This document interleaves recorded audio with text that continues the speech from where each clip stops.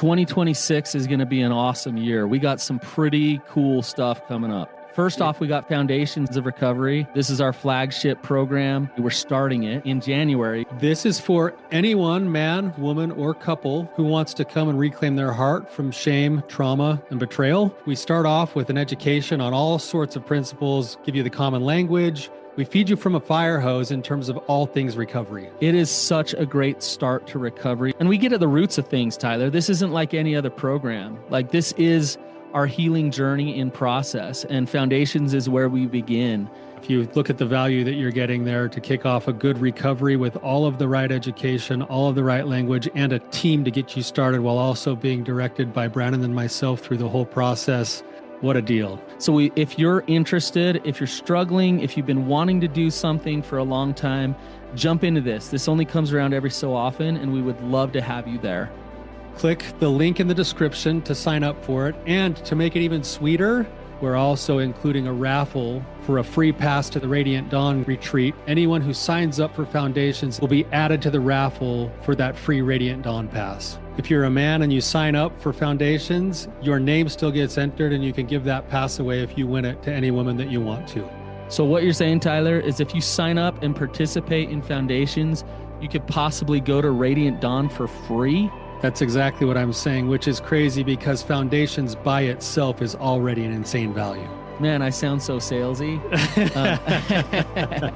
But it actually is awesome. So come to Foundations. And even if you don't come to Foundations, sign up for Radiant Dawn. It's beyond therapy, the best healing experiences that you can have. Click the link below and come join us. My husband is enmeshed with his mom. What do I do?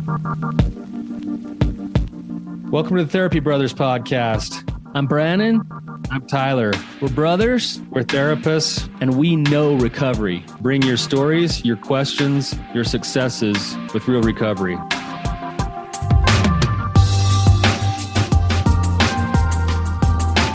Hey, Tyler, you ready to have some hard conversations? Let's do it. Let the Therapy Brothers podcast begin. What's up, Tyler? How's it going, man? You know, things are good. What are you laughing at? I mean, I just spent 4 days with you. You got a good life, man. Just being up there with you, you know, just you got the view on the hill, living in your castle. The name of your street's Buckingham Palace or something. I don't know what it's called. Oh, man. But you're like perched on the top floor in your master bathroom. Like, geez, man, my bro's made it. Whatever, man. I'm proud of you, man. I knew several years ago.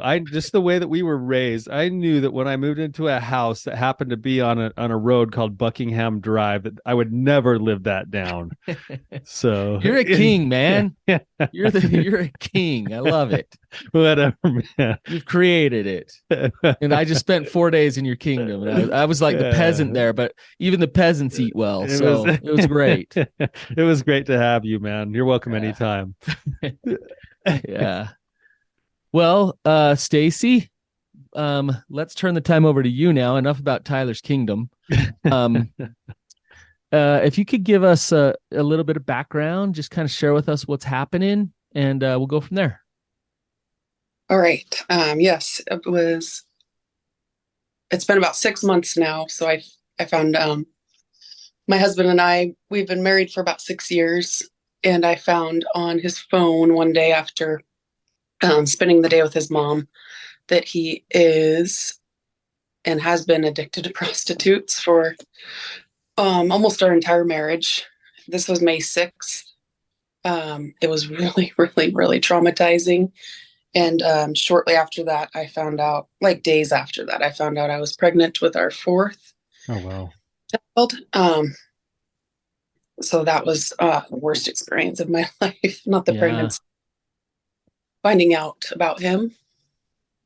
And I don't know, there's so much. So it's been 6 months trying to heal from that. And the pregnancy does not make that easy. But one of the things that was just as painful almost was hearing a conversation that him and his mother had on the phone. Was about 30-minute conversation. And like I always knew that she didn't love me. She accepts me, and but it was like 30 minutes of her fault finding me, and she kind of knew what happened. Well, no, she knew that he cheated on me, and that's all that she knew because he told her. And so she was just trying to make him feel better, as always, kind of just pointing out everything that I have done wrong, and that what it could have been better if I were to let her watch the kids or just random stuff like that. And so that was maybe a week or two after this discovery. And so it was so hard to hear that conversation, and almost as bad as the initial discovery. Yeah. This conversation, was this the first time you were aware of these kinds of things, or was this just like an example of the pattern that's been there over the years? I had an intuition, but it was the first time. Obviously, after this, the discovery, I did everything I could to like monitor his phone. So I had that app on his phone. And I guess he could not realize that I could listen to conversations. And then I also, all the stuff, I had it, his location turned on. But anyways, listening to that conversation, I did realize that my intuition about her was definitely true. He and his mother, actually, he lived with his mom when we met. I was 27 or so, and he was 39. I was newly sober 3 years, and he was also trying to get sober. So his mom like saved him by letting him live there. So sober from alcohol, drugs? Yeah, drugs and alcohol for me, alcohol for him. Yeah. So yeah, when I met him, I was in sober living, and he was living with his mom. Gotcha. Got pregnant within 4 months, and so he and I moved in together, and she was just mortified. She was not she was happy, but she was so sad because she's single, never remarried, so he was her best friend, her roomie, and her, I don't know, basically her partner, kind of. They did everything together. So I understand that part, and I always had an intuition she wasn't a fan of me, and then and that maybe he called her a lot for therapy, right? And so he's her baby. He is the youngest of 3 boys. So it all makes more sense now, but it also doesn't help me to moving forward and like what to do and how to set boundaries and all that. Yeah. It's one of these things like no matter who you are, you're kind of, getting in the way of the relationship that she could have with him. And so she's not going to like you just because you're the wife, and, in a sick and twisted way, she kind of wants to be like the wife. I want to ask you, just side note, how's your recovery going? It's going really, it is. I can't believe it's only been 6 months. I actually found Essanon right into the, no, I'm asking about drugs and alcohol. How's your recovery with that? It's good. It's really good. I'll have Yeah. 9 December, God willing. How many? 9 years? 9 years, yeah. Yeah, That's awesome. I mean, Tyler and I, we come from the drug and alcohol arena, and like I love to celebrate that. Like that's awesome. No small thing, and that sets you up for navigating your current situation really well. But that you've already done so much work. You are a miracle. Yeah. Already. Yeah. Yeah. 4 kids, 1 on the way, like incredible. You're resilient. And now God has heaped another pile of stuff here to navigate. And you're going to navigate it. You're going to do this. But it sure isn't fair, and it sure sucks. Yeah. So before you ask go anything ahead, else, Brandon, I want to then follow up with your current recovery with the sex addiction stuff and the betrayal and all of that. I guess I'm just wondering, what does your gut say about his recovery and whether or not he's working it? Well, my gut, I'm a little disappointed in because I never had any suspicion, and I always thought I had strong intuition. Yeah. But my gut is telling me that that he is strong in his recovery and that I'd come first. And it's not just my gut; it's like the action. right? And I was in sober living for 3 years as house manager. I worked around a lot of like newcomers and people early in recovery, and I see the actions speak louder than his words. Yeah. Okay, good. Okay, so things are moving. The reason I'm asking is that we might be giving some different advice if you were moving towards a divorce because there was denial and a lot of work happening versus, hey, like it sounds like you feel like there's real commitment coming from his side and you're committed on your side towards the healing part of it. Oh, yes. Yeah. Okay, good. When oh, go ahead, Go Tyler. ahead, Brandon. Go ahead, Brandon. No, really, you're going down a train of thought. Keep with it. Go ahead. No, I guess I'm just wondering on your side of your own personal recovery, what are you currently engaged in right now? What kind of support do you already have? Like what's going on for you in your own recovery with the betrayal stuff? My recovery is pretty much S-Anon. I go to S-Anon once a week. I have a sponsor, and I'm working on I'm finished with my fourth step. Oh. I love that meeting. I really do. I didn't think that there was anyone else like me. I really didn't. My AA, I go to once or twice a week, and I have a local sponsor. When this happened, we moved like a year ago, so I didn't have a local sponsor. I stopped going to meetings. Honestly, I was a little, I was a dry drunk, pretty much not in recovery for a few years after having kids. So when this happened, I was kind of like just shocked. I had no support system. I had no fellowship. And that was the hardest part. But the most amazing part is that I never picked up a drink, and I didn't ever even think about picking up a drink. So finding I do love Al-Anon, but I do feel like AA is my people. So I'm so thankful for both of those programs. We're both doing individual therapy and couples therapy. And yeah, what else?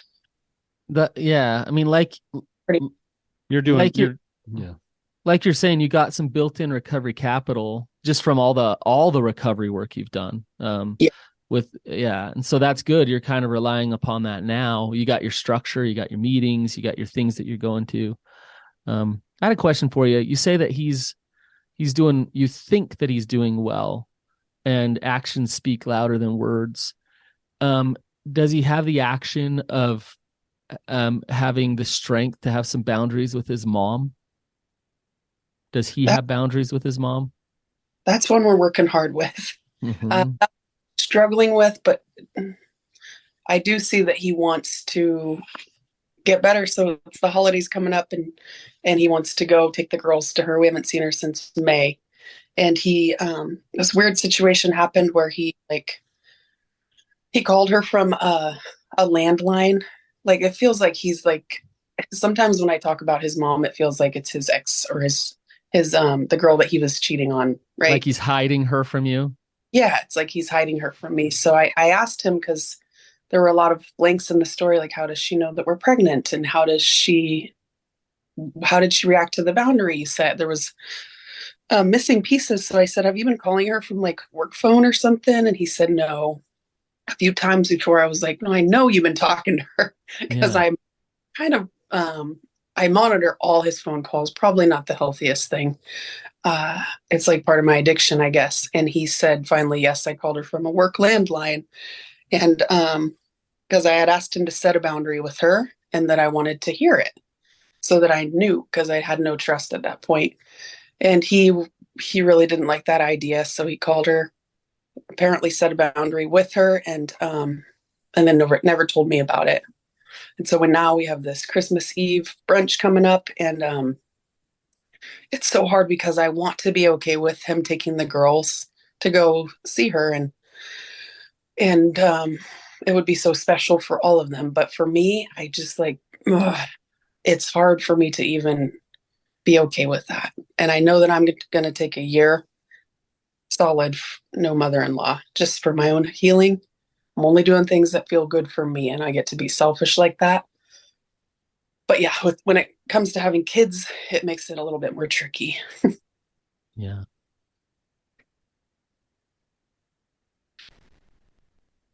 So A couple other questions around this issue with your mother-in-law. Does she know that you heard the conversation 6 months ago? Yeah, she does. And he does too. And he does too now. Then obviously, Oh yeah. you have Yeah. not talked with her since then. No, I haven't. Okay, so the way she knows is through your husband. Yeah, absolutely. And the way she thinks is, well, I didn't know that she was going to hear it. Yeah. Right. Yeah. Was there an apology or anything like that from her? No, not at all. But I did block her from my phone a couple weeks ago. But I do, yeah.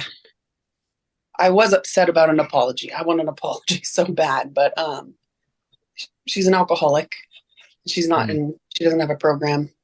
I need to realize that she's not the healthiest individual and that whatever, hand it over to God. And it's just hard because I love my kids so much and I don't trust her 100%. So why would I trust her with my kids? Yeah. I'm working on being able to trust my husband enough, because he's also their parent and he loves his mom and it's just, it's going to be all right. Mm-hmm. Just curious, is his dad in the picture? Yeah, his dad is in the picture. He's also about an hour away. It's kind of a long, like, I could go on and on about this whole topic. His dad and his mother broke up when he was probably like 10 or 11. Okay. And his dad came out of the closet a few years after that. And his dad remarried a man and his mother never remarried. Okay. Um, do you feel like, and maybe this is a bit over psychoanalyzing this here, but so did he just kind of take the role of proxy kind of spouse once dad went out of the picture? Not at first, but because his mom pretty much told him, I already raised 2 boys, go live with your dad. At the time, he was kind of a troublemaker anyways, smoking weed, drinking, teenager, lashing out. And so she said, like, went back to work, got addicted to working pretty much, and told him to go live with his dad. But years later, after they like kind of reconnected, maybe, yeah. Yeah. I mean, he was 39 living with her. For 3 years, yeah. Yeah. I'm just curious more about the enmeshment piece. Like, do you see boundaries blurred? Like certain things in that relationship? I mean, obviously talking trash on his wife to him is one thing. But like other things that are just kind of give you the EBGBs a little bit with that relationship. Yeah, absolutely. And I wish I knew more about boundaries and all this stuff before. But a couple examples are like, she came over to visit one day and I was going to make everybody lunch. And she was like, well, I thought I was going to take you shopping to Tilly's for your new job. My husband's 46 years old. I said, excuse me? And she said, oh, it's a mother thing. I wanted to take him, make sure he had nice clothes for his new job. I'm like, are you kidding me? And I laughed at the time, but obviously I haven't even like, it's a little too much. And also when we first I got pregnant 4 months after we met. So it was quick. And then we moved in a few months later. And then it was just like, boom, boom, boom, 3 kids in a row. She would do his laundry and she would like insist on it. And I just thought it was weird. She would come over to your place and do his laundry? No, she would offer to do it. He had to bring it over to her. Oh, so he take it over there and she'd do the laundry.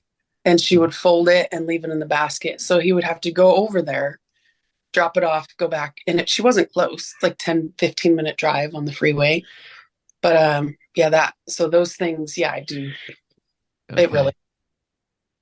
Yeah. I just wanted a better idea and you gave it of enmeshment. Yeah. So, yeah. Yeah. One more example is that his oldest brother is married too. And the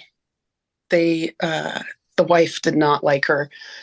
Same situation, cut her off from the kids for the first few years of their life until she finally wrote her an email saying that this is my husband and I come first. And she wrote a good email to her and finally the mother-in-law kind of stepped back and is allowed in their life again, but I'm not the only one.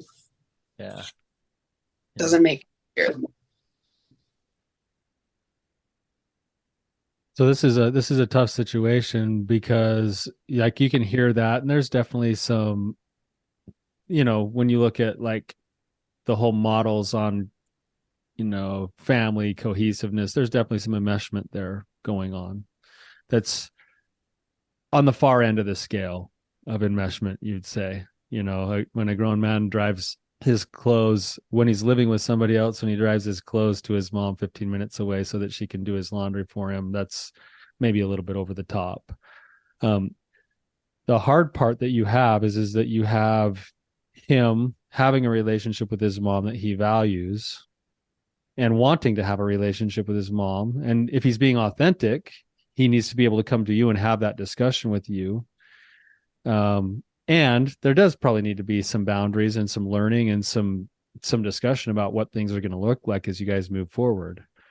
Right. And so it's like this weird balancing act of you setting your own boundaries in your relationship, not only with him, but with her, but then also having some influence back and forth with him about his relationship and what he's choosing to do with her and how that's going to affect his relationship with you. And it can kind of get kind of messy sometimes. So where do you start? All right. Yeah, I mean, Tyler, what do you think? I want to ask you this, Tyler. What do you think about her taking a year off from her mother-in-law? I mean, that's up to her to decide if she feels like that's the right thing to do. I wonder about the way things are being communicated. Mm-hmm. I like the idea. What I hear in the situation is that she heard a conversation she wasn't supposed to hear. She told him that she heard it. He's now gone and told mother-in-law, and now there's this weird like triangle going on. I would rather there's even deceit about the way he's contacting the mother-in-law. Yeah. Well, now that's a relational issue between her and him, is that he's been hiding in order to go pursue calling his mom by using a landline because he knows he's being tracked. So there's like all this weird, like, I would love for it to be just more straightforward. Hey, mother-in-law, this is it. It's awkward. I heard this conversation. Think about it. Like his issue. I mean, he's hiding to call another woman. Now I know it's different than a prostitute, right? But like when it comes to trust in the relationship, Stacie, do you know what is at the root of enmeshment? Like, why does a parent enmesh with a child? Honestly, I don't know if I could answer that. It's they need to use the child for something. And so it's a really selfish thing. I mean, you look at doing his laundry. Let's take that example. That looks like mom's being nice. Hey, I'll do your laundry for you. No, mom is feeling validation. Mom is finding a way to get him over to the house consistently to be able to talk about you, talk about everything. So she's using her son in order to get something from him. Now, on the flip side of this, it's really interesting. I went to a CSAT training. The guy giving the training is named Ken Adams, and one of the first books that he wrote was it's called When He's Married to Mom. And it's interesting because sex addiction and mother enmeshment, they go hand in hand, because you take a guy who's been enmeshed with his mom and the mom's been using him, and what that leads to is this feeling of, I want validation and acceptance from the feminine. I want to please them. I want to connect to them. I want to feel good. And it's intoxicating. And so they take that same feeling and need of trying to please and make women happy, and they take it out and they sexualize it and they turn it into a sex addiction. And so that's kind of why the roots, and now his father wounds definitely will play into his addiction, and we could go down that road too. You mix the two, but at the core of his recovery, at the very core of his recovery, is a readjustment in that relationship with his mother. because it will help him once he removes that, I know who I am when I please my mom, then it gives him a chance to actually know who he is. Now I have boundaries with mom. Now I don't figure out my worth from pleasing her. I figure out my worth from other ways, like connecting to God or whatever it is. And so this topic that we're talking about is very important for you to trust that he's actually in recovery. Him having boundaries with his mother is indicative of whether or not he's in recovery or His not. personal work. Yes. Because of that reason, Brandon, that he's got a compulsion to, what he's gone and done is he's tied his value as a person to pleasing his mother at all costs, and then eventually through those sexual means pursuing it from other women. Right. Yes. And so like real recovery actually comes when you break the belief system and actually step into going, hey, I can have some boundaries with mom. And you'll know that this is true. Like if you were to, I wish he was here to talk with us today. You'll know this is true, that he would rather do almost anything else than have a hard conversation or set a boundary with his mom. Right. Yeah. He would rather go run a marathon without any training. He would rather give up all of his addictions than have that one conversation with his mom. And only he will know that, but he'll have that feeling inside. It's like a compulsion, almost like he can't help himself. Hence the reason he's hiding his phone calls from you, which is a big concern. Like that is not okay. That's an integrity issue. And not only an integrity issue of breaking trust with you, Stacie, in the relationship, but it also shows this, I don't know what other word to use than pathetic need to please her. He's still playing the rules of the old game to find his value through her. And what's really interesting is that she's trying to use him for the same thing. Yeah. So you have two people who are trying to get their value by pleasing the other person when they're both feeling a bankrupt emotionally. Does Stacie, does he show up weak with you? Does he show up like, I want to please you and I want you to like me, and is he the opposite? Like how does he show up with you? He is, yeah, he does. He and his therapist have realized for sure that he is a people pleaser. Yeah, he's a Mr. Nice Guy. He is a Mr. Nice Guy, yeah. Yeah. That's what I would have guessed. Go ahead. You're attracted to parts of that. That's why you're with him in the first place. It's just that it's not authentic because it's a performance thing for his value rather than this is me. And it's probably a combination of both, right, yes. Tyler? Like he's probably a good guy, a nice guy. Good guy, I'm sure. But then he uses that nice guyness in order for Stacie to think, oh, you're great. And in order for mom to think, oh, you're great. It's the nice guyness leads to the lack of ability to disappoint anybody, and that leads to lying and deceit and hiding and all those other things that then fuel the addiction for the coping. Right. So the question is, Stacie, coming back to you, this is kind of fun to psychoanalyze this guy that we don't even know and we're not even talking to, right? I know. This comes back to you, Stacie. We know that the enmeshment with mom is an issue. We know it's at the core and the root of his addiction. But the question for you is, how do you navigate that? What is healthy for you to help this process and help things get better here? Right? That's kind of the question here, right? It sounds like you're doing some things really well, and then maybe there's some things to talk about of like things to navigate in a certain way. So I actually appreciate I need to take time away from mother-in-law. I'm okay with that. Good. I would like for you to be upfront about it. That'd be okay. Yeah. Yep. I could.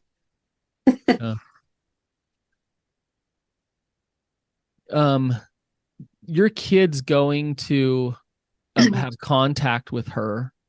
I want you to just kind of sit on something and sort it out. Are you letting them or wanting them to go out of guilt? Or are you letting them and wanting them to go because in your heart of hearts, it feels like the right thing to do and you feel peace about it, even though it's scary? She's always been really good to the kids. They love her, and And I'm sure she's got a million gifts for them to open, which might as well do it there. And I do feel it's the right thing to do. Okay, you're pretty confident in that when I asked you that. Yeah. Mhm. Okay. Um, so you trust yourself that like that those feelings are the right thing. And so now it's a matter of how do I go forward with this and deal with the emotions you have around them going to have that contact, right? So Mhm. what are some tools you can use in order to surrender some things, to let go of some things, and navigate it in a healthy way when your kids come back, being able to talk to them and but not like, plant seeds of fear or whatever inside of them. Like, how do you navigate that in a healthy way, right? For me, I know that I'm going to be sad when they leave. They hardly ever leave without me. And so Mm. to go see mother-in-law an hour away on Christmas Eve, pity party, but I'll be sad for a minute and then I'll um, obviously pray about it before and just be happy that they get to go see their grandma, the one grandma that's local, and uncle. They love Kevin's brother Okay. will be there. And yeah, so also when they're gone, I'm a full-time mom. I don't work. I'm a mom. I stay at home. I can get some wrapping done and I can do whatever I need to do. It will probably be, Oh, on Christmas Eve, that's a godsend. yeah, it'll be Yeah. nice. Oh. What about the What, emotion? What about the emotional part for you? uh, Those are good things to do, distractions and things. And like, what about that word, Brandon? I saw your face when Brandon said the word surrender. What was that look on your face when he said that word?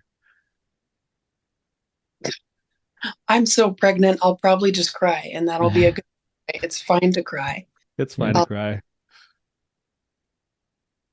I'll turn on some music. I'll cry and I'll wrap presents and I'm sure we'll be fine. I would suggest one more, and you already know this.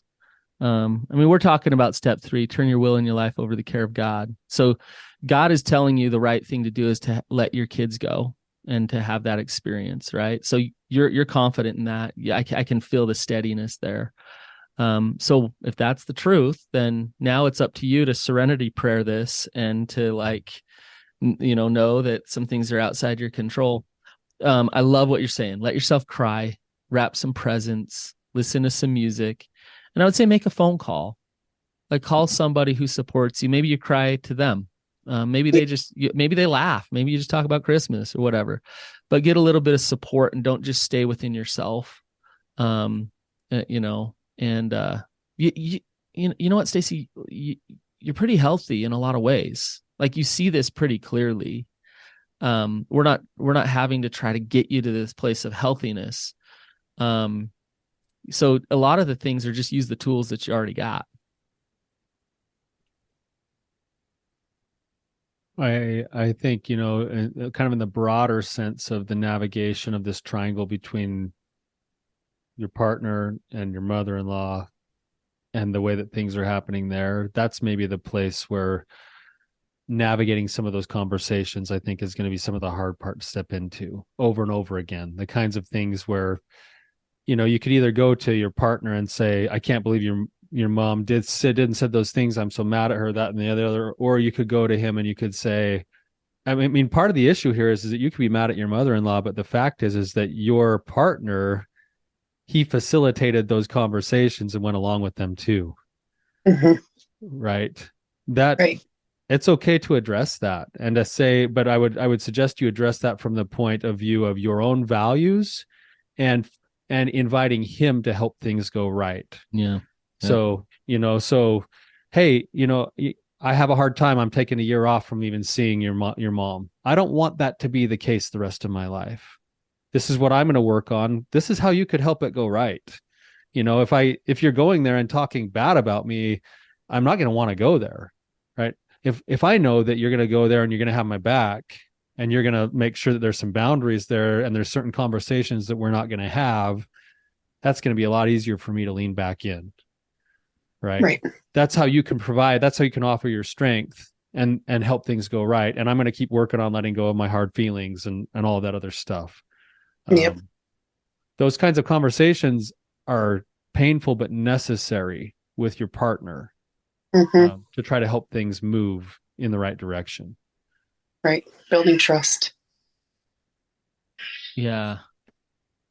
Yeah. I wonder, I'll say the same thing Tyler just said, maybe in just a little different wording, is I wonder if you have had healthy boundaries around that breach of trust, that he's gone behind your back with his mom. And when we say healthy boundaries, what we're not saying is you need to go control him to not do that again. We're not saying that.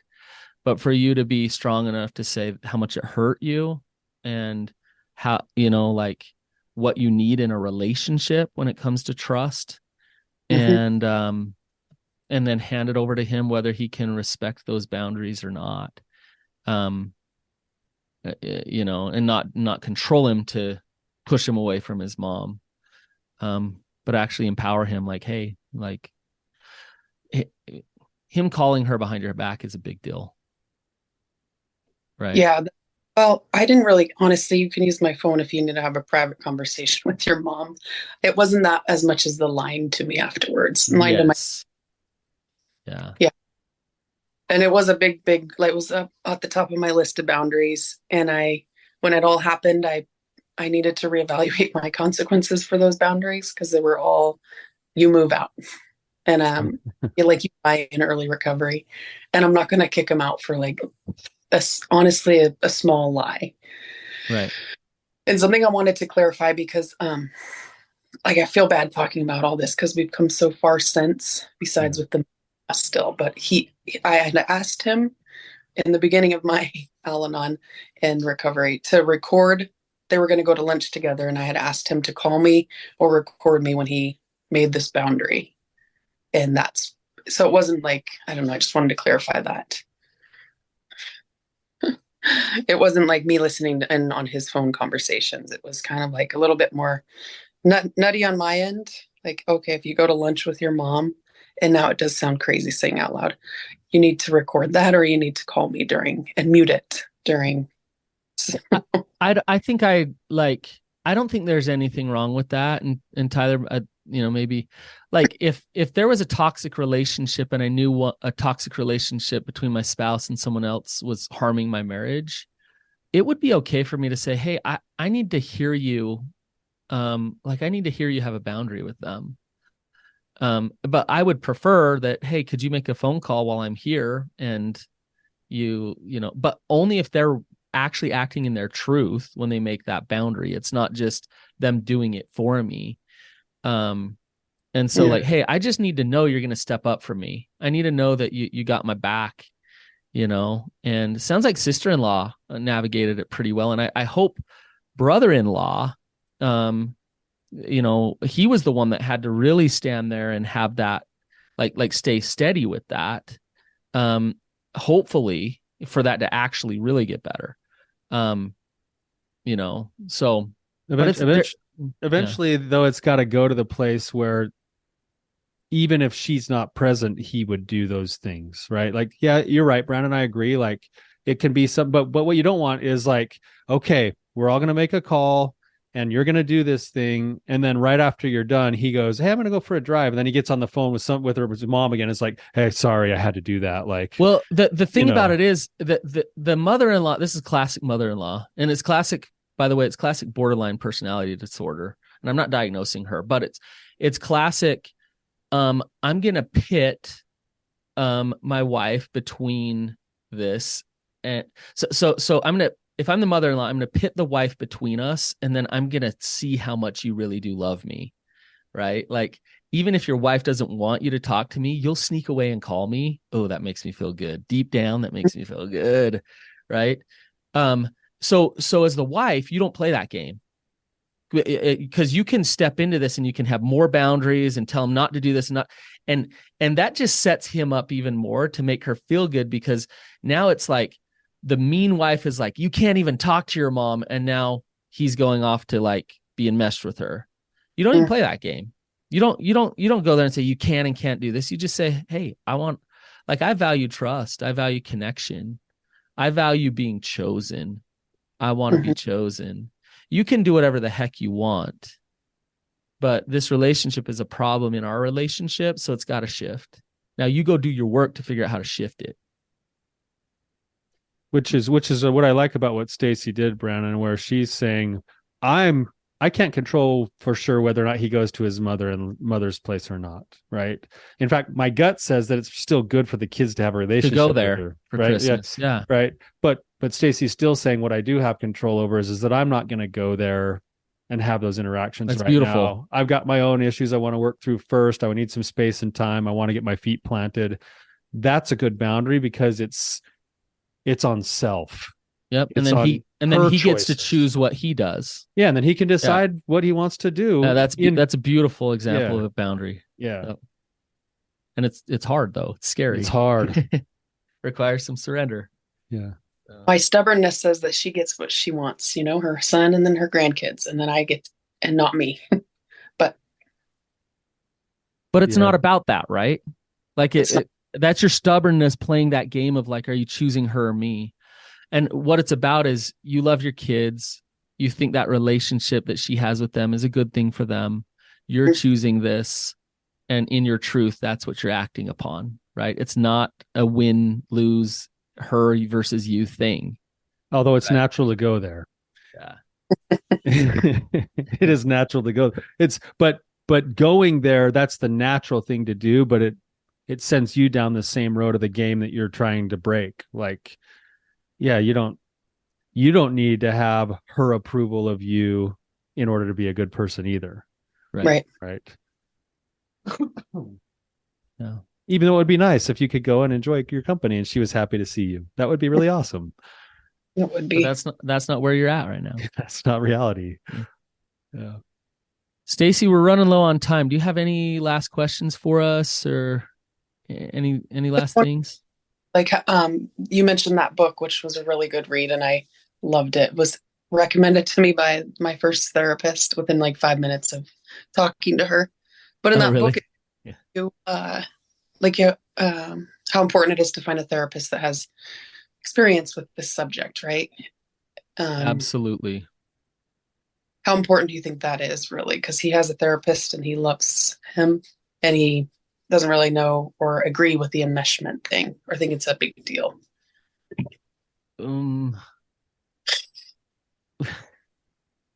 Did you see Brandon's face when you asked the question? Brandon answered the question just with a look on his face. I mean, unless you're totally like making stuff up, Stacie, like in a 40-minute conversation on a podcast, you gave 3 examples that show blatant enmeshment to me.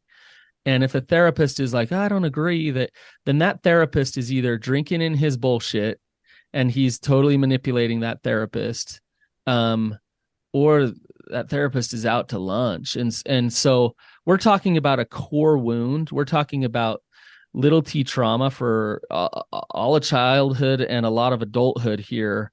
And for that therapist to minimize that out and be like, oh, yeah, let's just talk about your week or whatever, that's concerning to me.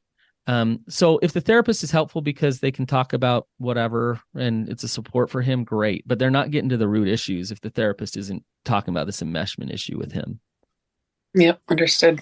In my opinion. Yeah, it's hard because it's important to have a therapist that you really connect with. And if he's got that, that's going to be hard to give up. But those core, deeper issues, like, I mean, you can maybe just do a little inventory with your husband about the fruits that are coming as a result of these issues, and just try to help see that these fruits there's actual real life fruits that are being produced as a result of these issues right from the past. And if you like the fruits, keep going. If you don't, then you need to address them. Does your husband acknowledge the enmeshment? Yeah, he absolutely does. Oh, yeah. I mean, that therapist, I don't know. That concerns me. And the therapist, yeah. Well, and he is in recovery, sober 30 years. He's in AA, and he does believe the enmeshment a little bit, but there's like no addressing it, right? Because I know how it is from reading that book. that you need to like somehow like work through that and detach from mother. Yeah.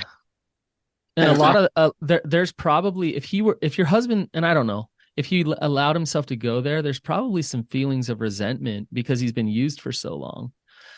But before those feelings of resentment are feelings of love and my mom's so important and all these things. Loyalty. So loyalty, it's like I can't go there with mom because I gotta stay loyal and I gotta think good about her and I gotta. But if you were allow himself to take those things down, who knows what kind of floodgates would come out. And so it's almost easier to stay in that place of loyalty. That Yeah. So who knows where it would go. But I would say in therapy, addressing it is important. That So. seems important to me too. Yep. So, Stacie, thank you for your willingness to come on the show today and ask your questions and be so open. Appreciate your willingness to come and share yourself. Thank you guys both. All right. Have a great day, Stacie. We'll see you later.